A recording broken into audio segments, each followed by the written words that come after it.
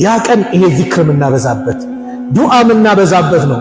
አላህን የምናምጽበት አይደለም። ስለዚህ ወጣት ትዳር የምትፈልግ እጅን አንሳ። ያን ቀን ስራ ጠፍቶብህ ክራዶን የነበር እጅን አንሳ። በዛን ቀን ነገሮቹ ጭንቅ ብለዋል፣ እጅ አንሳ። ልጅ ፈልገህ ያላገኘህ በዛን ቀን እጅ አንሳ። ልጅ ፈልገህ ያላገኘህ ልጅ ብዙ ዓመት ጠብቆ ትዳር ላይ ሆኖ ያላገኛላ እጅን አንሳ። ያን ቀን ኡዱላህ ወአንቱም ሙቂኑና ቢልኢጃባ አላህን እንደሚቀበላችሁ እርግጠኛ ሆናችሁ ለምኑት። እርግጠኛው የሆነ ዘመድ ጓደኛ ነገና 100 ሺህ ብር እሰጥሃለሁ በካሽ ወይም በቼክ ብሎ ሲል እርግጠኛ ሆነ እንደሚሰጥ ትሄዳለህ። ታዲያ አላህን ስንለምነው ለምንድን ነው የምንጠራጠረው? ኡዱላህ ወአንቱም ሙቂኑና ቢልኢጃባ እርግጠኛ ሆናችሁ አላህን ለምኑት። ወዕለሙ እወቁ አነላህ ላ የስተጂቡ ዱዓአን ሚን ቀልቢን ጋፊልን ላሂን አሉ። አላህ ጋፊል ከሆነ ስልቹ ከሆነ ቀልብ ዱዓን አይቀበልም። አንዳንዱ ዱዓ ሲያይ ወዲያ እንዲያካል ምን ይላል? እስቲ እንመሰጥ፣ ወደ ጌታችን ብቻ እንዙር።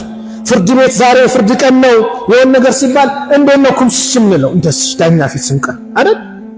ረቡል ዓለሚን ፊት ቀርበን ወሬ ሌላ፣ ቀልባችን ሌላ ቦታ። ለምን ወደ አላህን ሰብስቦ ያ ረብ እንበል።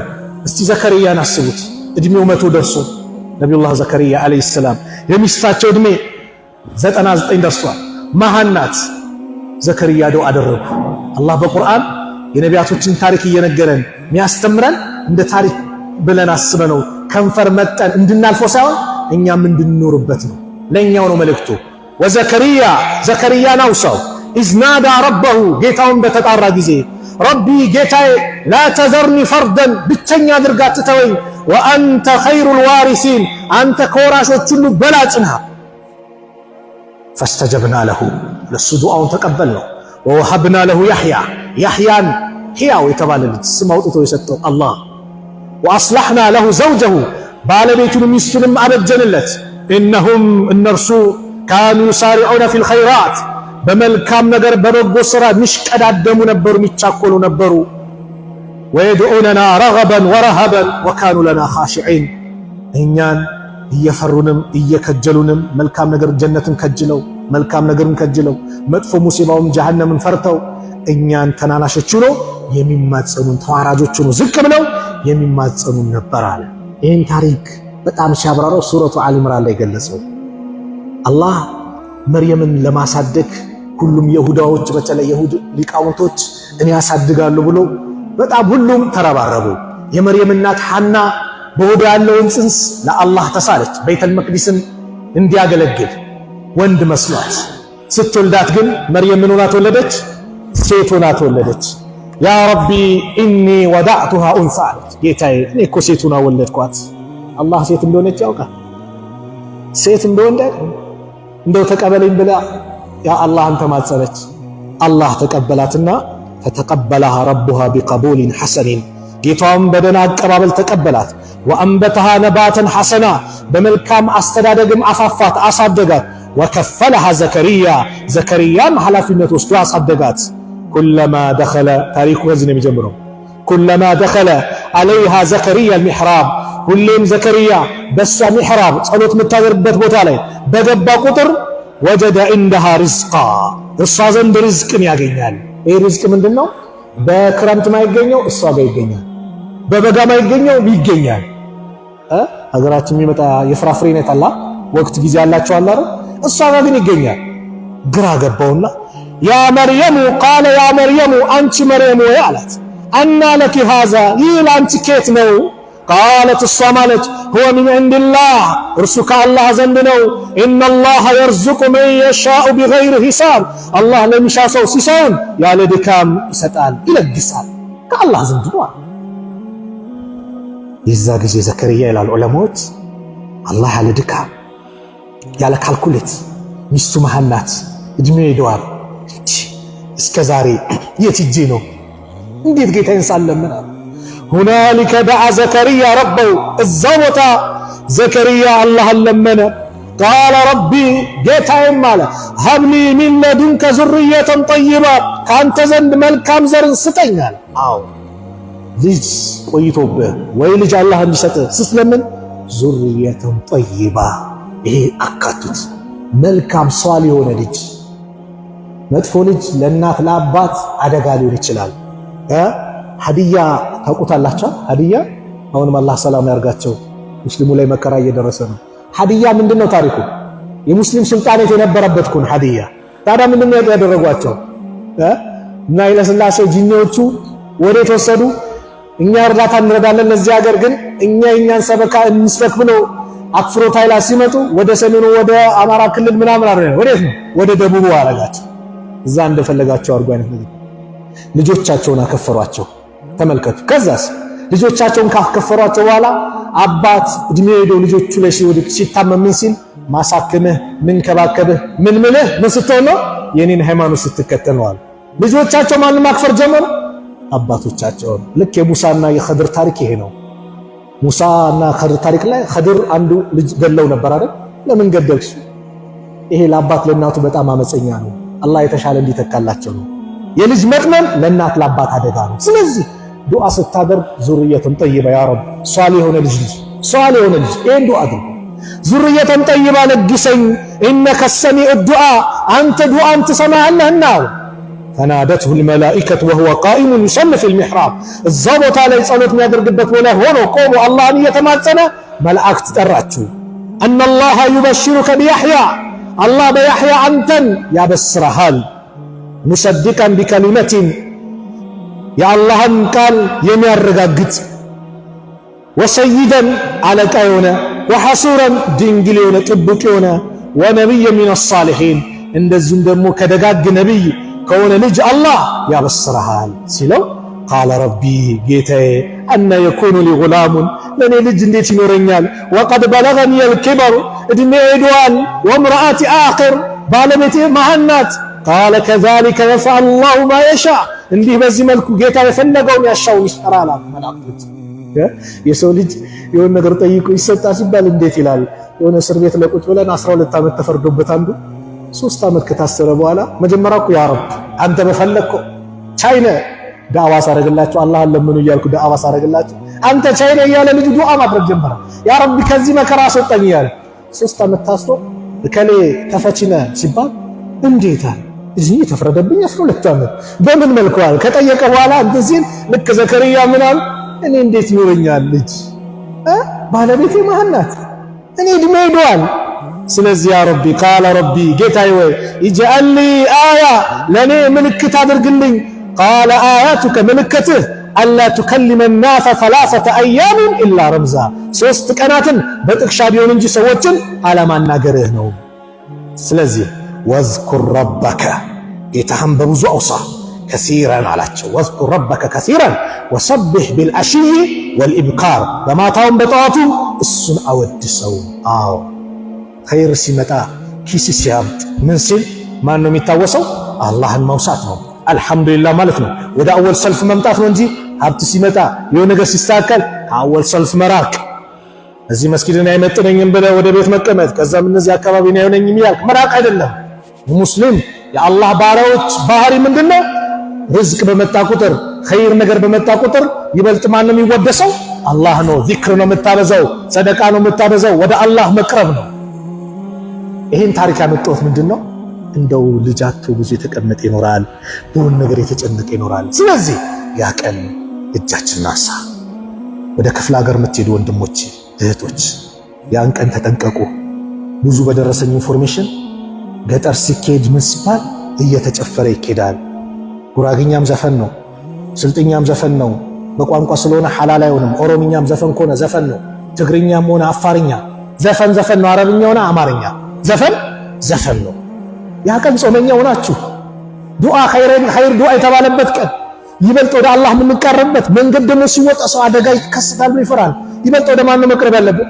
ወደ አላህ ነው እንጂ ታዲያ እየተዘፈን እየተጨፈረ አላህን ፍሩ። ይሄ እንዳታደርጉ። ያ ቀን ከወንጀል መራቅ፣ ሰው ከማማት መራቅ፣ የሰው ሐቅ እንዳንነካ ሁሌም። ግን ያን ቀን ደግሞ ይበልጥ መጠንቀቅ። በቃ ለምን ኸይረኛ ቀን ነው። አላህ ባሪያዎቹን ከጀሃነም እሳት ሁር የሚልበት ቀን። እጃችሁን አንሱ ያ ረብ በሉ። ወደ ክፍለ ሀገር የምትሄዱ በዚህ መልኩ በጥሩን እያሄዱ ስትሄዱም ደግሞ ለቤተሰቦቻችሁ ሀዲያ ይዛችሁ ስትሄዱ የቁሳቁስ ብቻ ሳይሆን የቀልብም ሀዲያ ዳዋ በደንብ አድርጎ ስለ ሰላት ማቁ ወንድሞች እህቶች አሉ። ብዙ ነገር የራቃቸው ነው ክፍለ ሀገር ላይ። በዛ ላይ ዳዋ አድርጎ ኢዱ ቀን ሲመጣ ደግሞ ማሻአላህ የኢድ ቀን የደስታ ቀን ነው። የደስታ ቀን አደራ የቲሞች እንዳይራቡ፣ የቲሞች እንዳለቅሱ። አባቴ ቢኖር እኛ ቤትም ፍየል ይታረድ ነበር፣ በግ ይታረድ ነበር የሚል የቲም እንዳይኖር አላህ ርዝቁን ያሰፋለት ሰው የቲሞችን እንባ ይጥረግ። እንደው በአንድ ሐዲስ ምን አሉ? ቀልብ እንዲረጥብ ከፈለገ አሉ ቀልብ እንዲረጥብ የቲምን አናት አብሳሉ። አናት ማበስ ቢላሂ አለይኩም እስቲ ያበላ ያጠጣ ያለበሰ ታዲያ ደረጃው ምን ሊሆን ነው? ስለዚህ ያን ቀን የቲሞችን ማስደሰት፣ ባል የሞተባትን እህት ማስደሰት፣ ልጅ የሞተባትን እናት በተለይ ክፍለ ሀገር ስትሄዱ የዛሬ ዓመት ልጄ እኮ ይዞልኝ መጥቶ ነበር፣ አሁን ግን ጊዜው ደርሶ አጀሉ ደርሶ ሞተብኝ፣ ማንም የለኝም ስትል አደራ ለ5 ለ6 ተደራጅታችሁ ምን ብላችሁ እንደዚህ አይነት እናቶችን ረዱላቸው፣ አስደስቷቸው፣ ልጆቻቸው ያደርጉላቸው አድርጉ። አላህ አንተ ቤት ደስታን ይሞላዋል። አላህ አንተ ሳታስበው ርዝቅን ያመጣልሃል። ለወንድም ሀጃው ቆመ፣ የሱን ሀጃ የሚቆምለት ማን ነው? አላህ ነው።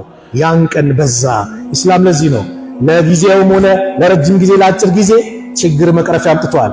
ኢደል ፊጥር ሲመጣ ዘካተል ፊጥር ሚል ህግ አመጣ አይደል? ለምን? ምስኪኖች እንዲደሰቱ ነው። ዘካተል ፊጥር 2 ተኩል በአንተም በቤተሰብ ባለ ደምራው ተሰጣለህ። ዘካቱል ማል ደግሞ አለ የገንዘብ ዘካ አይደል? 85 ግራም ወርቅ የመሳሰሉት ህግ አለ። አውጥተህ ሰዎች ስራ ላይ እንዲገቡ ማድረግ። ኡዱህያ ሲመጣም ደግሞ ኢደል አድሃ ኡዱህያ የሚታረደው ለ3 ክፈሉ። አንዱን ለሚስኪን ነው፣ አንዱን ልጅ አየህ። ለምን? አንተ ጥብስ ስትበላ እሱ ሽሮ እንዳይበላ እኮ ነው። ይህ ነው ኢስላም። ስለዚህ ያን ቀን የደስታ በዚህ መልኩ ነው። ሴቶች ደግሞ አደራ ወደ ኢድ ስትሄዱ ተውጣጥራችሁ እንዳትሄዱ፣ አላህን ፍሩ። በጣም ልዩ ቀን ነው የኢድ ቀን ማለት። በላጭ ቀን ከሚባለው ትልቁ ቀን የኢድ ቀን ነው። አላህን ይበልጥ የምናወሳበት፣ ዝምድና የምንቀጥልበት ነው። አዎ አንደሰት አይደለም፣ ተደሰቱ። ቤታችሁ ውስጥ ነብዩ ዘመን እናታችን አይሻ ከነቢዩ ጀርባውና በመስኮት በኩል ሳያዋት ማለት ነው ወንዶቹ ሰርከስ አበሾች ምናምን ጦር ውርወራ፣ ፈረስ ግልቢያ፣ ሰርከስ ይሰሩ ነበር፣ ትመለከት ነበር። እናታችን አይሻ ዘንድ አንድ ጃሪያ መጣ፣ ያንጎራጉሩ ነበር። አቡበክር ሰምተው የሸይጣን መዝሙር ነብዩ ቤት ብለው ሊመቷ ሲሉ ተዋቸው አሉ ነብዩ ሰለላሁ ዐለይሂ ወሰለም። የሌሎችም ኢድ አላቸው፣ የነሱም ኢዳቸውን ይጫወቱበት አሉ። አዎ የኢድ ቀን ልክ እኔ እንዳቋም ስሙኝ። ረመዳን ሲመጣ ምን ስላችሁ ነበር? የምን ወር ነው? የቁርአን ወር ነው ብያቸዋለሁ አይደል? ይሄ መንዙማ ነሺዳ የምንልበት ወር አይደለም ብያቸዋለሁ። አዎ የቁርአን ወር ስለሆነ ኢድም የደስታ ቀን ነው። ከሙዚቃ መሳሪያ የራቀ ከሽርክ ምናምን የራቀ አላህን የሚያወሳ ነብዩን የሚያወሳ እስልምናን የሚያወድስ የመሳሰሉት ነሺዳዎችን ትርጉም ቤታችሁ ላይ የኢድ ቀን ነው፣ የደስታ ቀን ነው። ሁሉም ቦታ አለው ጊዜ፣ ለእያንዳንዱ ቦታው ሊሰጥ። በዚህ መልኩ የደስታ ቀን ነው። አባቶች ልጆቻችሁን አስደስቱ፣ አላህ ይደሰትባቸዋል። ጎረቤቶቻችሁን አስደስቱ፣ አላህ ይደሰትባቸዋል። ያ ቀን ይበልጥ ወደ አላህ የምንቀርብበት ቀን ነው። ኡዱህያ የምታርዱ ሰዎች አሁንም ጥንቃቄ። ያው ጸጉርን መላጭ ተነግሯቸዋል አይደል? የዙልሂጃ ጨረቃ ካየች ጀምሮ ጸጉራችሁን ጥፍራችሁን ምናምን ልትቆርጡ የምትችሉት መቼ ነው? የኢድ ቀን ከተሰገደ በኋላ። ከዛ መልሳችሁ ከመጣችሁ በኋላ ወደ ቤት የምታርዱትን እርድ ካረዳችሁ በኋላ ነው። ሳይታረድ በፊት አይደረግም። ይሄ ከማን ጋር ያመሳስላል? አላህ ሐጅ ላይ ካሉ ሰዎች ጋር ያመሳሰላል። ለበይክ ካሉ በኋላ ምን አለ? ጥፍራቸውን አይቆረጡ፣ ቀድሞ ቅመሳ አያነሱ፣ ጸጉራቸውን አያነሱ። መቼ ነው? 10ኛው ቀን ላይ እኮ ነው። ሙዝደሊፋ አድረው ከዛ ወደ ጀመራት ሂደው ጠጠር ከወረወሩ በኋላ የሚታረደውን ካረዱ በኋላ ጧፍ ከቻሉ ያን ቀን ያደርጋሉ፣ ካልቻሉ በሌላ ቀን ያደርጋሉ። ጧፍ ካደረጉ በኋላ ጸጉራቸውን ከተላጩ በኋላ ልብሳቸውን ጭምር የሚቀይሩት የዛን ከነሱ ጋር እንድንመሳሰል አደረገን። አረፋ ላይ ያሉ ሰዎች ሐጅ ላይ አይጾሙም። እነሱ ነብዩ ግመል ላይ ሆነው ወተት ጠጥተዋል። ለምን? ድካም ስላለ ይበልጥ ኢባዳ ነው፣ ዚክር ዱዓ የሚያበዙበት። ያን ማካካሻ ቢያንስ እዛ ባንደርስ እኛ ለኛ ጾም አመጣልን፣ ያን ቀን እንዳያመልጠን። እንደውም ሰዒድ ብን ጁበይር ረሕመቱላሂ ዐለይሂ ምን ይላሉ? አይቂዙ ኸደመኩም የተሰሐሩነ ሊሰውሚ የውሚ ዓረፋ ይሉ ነበር። እንደው ኻዲሞቻችሁን ቀስቅሱ ለዓረፋ ቀን ሱሁር በልተው ምን እንዲሉ እንዲጾሙ ማለት ነው። ኻዲሞቻችሁን ካሉ እሺ፣ አንተስ ሚስትህን፣ ልጅህን፣ ቤተሰብህን ታዲያ ቀሰቅስም እንዴ? ያን ቀን ካሁኑ አዘጋጃቸው። መቼ ነው ቀኑ? ሐሙስ ማለት ነው፣ የፊታችን ሐሙስ። ጁምዓ የኢድ ቀን ነው። 2 ኢድ ነው ጁምዓ። ጁምዓው ራሱ ኢድ ነው፣ የውሙ ዓረፋም ኢድ ነው። ሱብሃንአላህ። ስለዚህ ያ ሐሙስ ቀን አንደኛው ሐሙስ ነው ራሱ። ሱብሃንአላህ መገጣጠሙ። ሐሙስና ሰኞ ነብዩ ሁሌ ይጾማሉ አይደል? ለምን? ስራዬ ወደ አላህ የሚሄድበት ነው። ጾመኛው እንደሄድልኝ ይፈልጋሉ። ወደ አላህ ስራ የሚሄድበት ነው። ስለዚህ የተቆራረፋችሁ ባልና ሚስት ካላችሁ አውፍ ተባባሉ። ጎረቤቶች ካላችሁ አውፍ ተባባሉ። ቀልባችሁ ንጹህ አድርጉ። ይሄን 10 ቀን ያሉትን ቀናቶች ቀልባችሁ ንጹህ አድርጋችሁ የኢዱ ቀን ደግሞ በደስታ ነው እንጂ ተቆራርፎ ኢድ ማሳለፍ የለም። ሙስተሂድ ነን። እኔም ካስቀየምኳችሁ አፉ በሉኝ። አፉ ብላችሁኛል። አላህ ሱብሓነሁ ወተዓላ እዚህ ወደደው ቤት በዚህ መልኩ እንደሰበሰበን ነገም ጀነተል ፊርደውስ እንደሰበሰበን መጨረሻችን አላህ ያሳምርልን። ያ ረብ በዱንያ ላይ አረፋ ላይ ሰብስበን፣ ሐጅ ላይ ሰብስበን፣ መካ ላይ ሐረም ላይ ሰብስበን፣ በጠዋፉ ላይ ሰብስበን። ያ ረብ የሁላችንን መጨረሻ አላህ ያሳምርልን። ዱንያ አኺራችንን አላህ ያሳምርልን። መጨረሻችንን ያሳምርልን። እቺን ዱንያ ለቀን ስንሄድ አላህ የሚወዳትን ነብዩ ሰለላሁ ዐለይሂ ወሰለም ያስተማሩትን ቃል ላኢላሃ ኢለላህ ብለን የምንሄድ አላህ ያድርገን። በዱንያም በአኺራም ደስተኛ አላህ ያድርገን። ክራውድድ የሆነውን ነገር በአጠቃላይ አላህ ይከፋፍትልን። ያላገባውን ጥሩ ትዳር አላህ ይለግሰው። ለእህቶቻችን ሷሊህ ባል አላህ ይለግሳቸው። ለወንድሞቻችን ሷሊህ ሚስት አላህ ይለግሳቸው። ያ ረብ ልጅ የሌለው ልጅ አላህ ይለግሰው። ሳራን እንደለገሳ ዘከርያን እንደለገሰው እሱ ቻይ ነው፣ ኩን ፈየኩን ነው። ያ ረብ ምን ማቅተው እንደው ልጅ የሌለውን አላህ ልጅ ይለግሰው። ልጅ የሌለውን አላህ ልጅ ይለግሰው። ስራው የተበላሸበትን አላህ ያስተካክልልን።